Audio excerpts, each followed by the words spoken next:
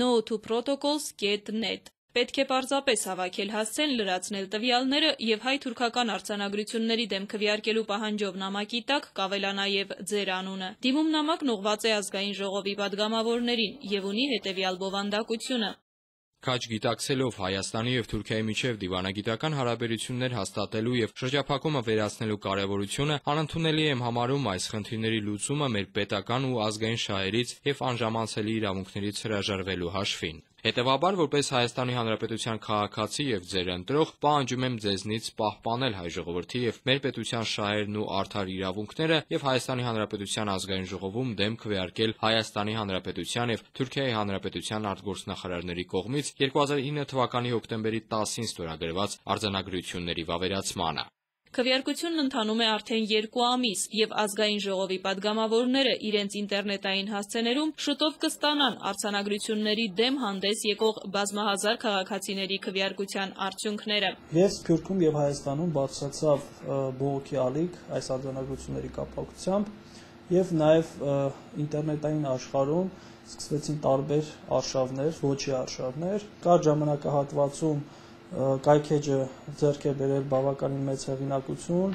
ունենք այցելուների մեծ թիվ և միաժամանակ ստանում ենք բազմաթիվ նամակներ, որտեղ առաջարկվում է ուսանողների, երիտասարդների կողմից իրենց աջակցությունը այս արձանագրությունների վավերացման դեմ ուղղված։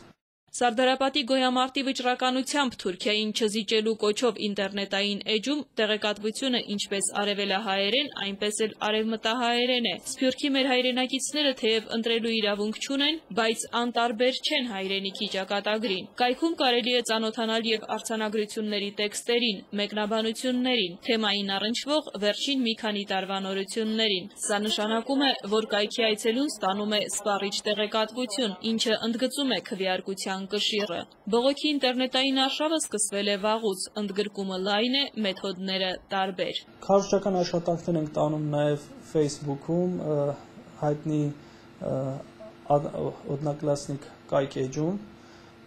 Այստեղ էլ նաև տարբեր խմբեր ենք բացել։ Կարծում եմ ակտիվությունը բավականին մեծ է և ինտերնետային այս քարոզարշավում մենք հաջողելու ենք։ Արձանագրություններն արդեն ազգային ժողովում են, և ընտրողներն իրենց պարտքն են համարում գործադրել օրինական բոլոր միջոցները, որպեսզի կանխեն արձանագրությունների վավերացումը։ Աննա Բալյան, Վահե Հովսեփյան, Երկիրն այսօր։